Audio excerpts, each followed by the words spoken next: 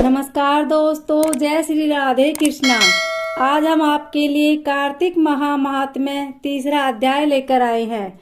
अध्याय सुनने के बाद आप हमारे चैनल को सब्सक्राइब करें, बेल आइकन को प्रेस करें ताकि हमारी वीडियो की नोटिफिकेशन सबसे पहले आप तक पहुंचे। वीडियो को लाइक और शेयर जरूर करें। श्री कृष्ण भगवान के चरणों में शीश झुकाओ, श्रद्धा भाव से पूजो, हरि मनवांचित फल पाओ। सत्यभामा ने कहा, हे प्रभु, आप तो सभी काल में व्यापक हैं और सभी काल आपके आगे एक समान है।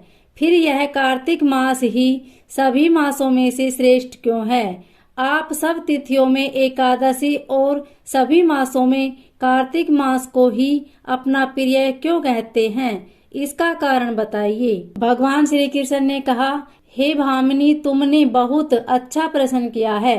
मैं तुम्हें इसका उत्तर देता हूँ, ध्यान पूर्वक सुनो। इसी प्रकार एक बार महाराज बैन के पुत्र राजा पृथु ने प्रश्न के उत्तर में देव ऋषि नारद से प्रश्न किया था और जिसका उत्तर देते हुए नारद जी ने उसे कार्तिक मास की महिमा बताते हुए कहा, हे राजन, एक समय शंख नाम का एक राक्षस बहुत बलवान एवं अत्याचारी हो गया था।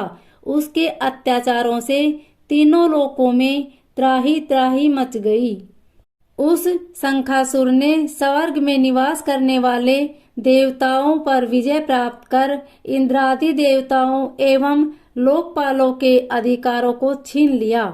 उससे भयभीत होकर समस्त देवता अपने परिवार के सदस्यों के साथ सुमेरु पर्वत की गुफाओं में बहुत दिनों तक छिपे रहे। तत्पश्चात वे निश्चित होकर सुमेरु पर्वत की गुफाओं में ही रहने लगे। उधर जब शंखासुर को इस बात का पता चला कि देवता आनंद पूर्वक सुमेरु पर्वत की गुफाओं में निवास कर रहे हैं, तो उसने सोचा कि ऐसी कोई दिव्य शक्ति अवश्य है जिसके प्रभाव से अधिकारहीन यह देवता अभी भी बलवान है। सोचते सोचते वह इस निर्णय पर पहुंचा कि वेद मंत्रों के बल के कारण ही देवता बलवान हो रहे हैं। यदि इनसे वेद छीन लिए जाएं तो वे बलहीन हो जाएंगे। ऐसा विचार कर शंखासुर ब्रह्मा जी सत्यलोक से शीघ्र ही वेदों को हर लाया। उसके द्वारा ले जाए जाते हुए भय से उसके चंगुल से निकल भागे और जल में समा गए। शंखासुर ने वेद मंत्रों तथा बीज मंत्रों को ढूंढते हुए सागर में प्रवेश किया, परंतु न तो उसने वेद मंत्र मिले और न ही बीज मंत्र।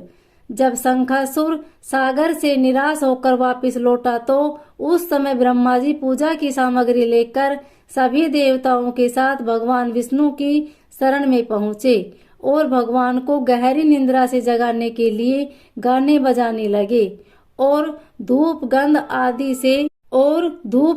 आदि से बारंबार उनका पूजन करने लगे। धूप दीप नैवेद्य आदि अर्पित किए जाने पर भगवान की निद्रा टूटी और वह देवताओं सहित ब्रह्मा जी को अपना पूजन करते हुए देखकर बहुत प्रसन्न हुए तथा कहने लगे, मैं आप लोगों के इस कीर्तन एवं मंगलाचार से बहुत प्रसन्न हूँ। आप अपना अभिष्ट वरदान मांगिए, मैं अवश्य प्रदान करूँगा। जो मनुष्य आश्विन शुक्ल की एकादशी से देवोत्थान एकादशी तक ब्रह्म मुहूर्त में उठकर मेरी पूजा करेंगे, उन्हें तुम्हारी ही भांति मेरे प्रसन्न होने के कारण सुख की प्राप्ति होगी। आप लोग जो पाद अर्घ्य आचमन और जल आदि सामग्री मेरे लिए लाए हैं, वे अनंत गुणों वाली होकर आपका कल्याण करेगी। शंखासुर द्वारा हरे गए संपूर्ण वेद जल में स्थित हैं।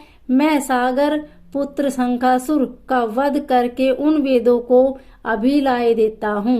आज मैं मंत्र बीज और वेदों सहित मैं प्रतिवर्ष कार्तिक मास में जल में विश्राम किया करूँगा। अब मैं मत्स्य का रूप धारण करके जल में जाता हूँ। तुम सब देवता भी मुनीश्वरों सहित मेरे साथ जल में आओ। इसी कार्तिक मास में जो श्रेष्ठ मनुष्य प्रातः काल स्नान करते हैं, वे सब यज्ञ के अवघृत स्नान द्वारा भली भांति नहा लेते हैं। हे देवेंद्र, कार्तिक मास में व्रत करने वालों को सब प्रकार से धन पुत्र पुत्री आदि देते रहना और उनकी सभी आपत्तियों से रक्षा करना। हे धनपति कुबेर, मेरी आज्ञा के अनुसार तुम उनके धन धान्य की वृद्धि करना, क्योंकि इस प्रकार का आचरण करने वाला मनुष्य मेरा रूप धारण करके जीवन मुक्त हो जाता है। जो मनुष्य जन्म से लेकर मृत्यु पर्यंत विधि पूर्वक इस उत्तम व्रत को करता है, वह आप लोगों का भी पूजनीय है। कार्तिक शुक्ल पक्ष के एकादशी तिथि को तुम लोगों ने मुझे जगाया है, इसलिए यह तिथि मेरे लिए अत्यंत प्रतिदायिनी और माननीय है। हे देवताओं, यह दोनों व्रत नियम पूर्वक करने से मनुष्य मेरा सानिध्य प्राप्त कर लेता है। इन व्रतों को करने से जो फल मिलता है वह अन्य किसी व्रत से नहीं मिलता। अतः प्रत्येक मनुष्य को सुखी और निरोग रहने के लिए कार्तिक महात्म्य और एकादशी की कथा सुनते हुए उपयुक्त नियमों का पालन करना चाहिए। ओम नमो भगवते वासुदेवाय।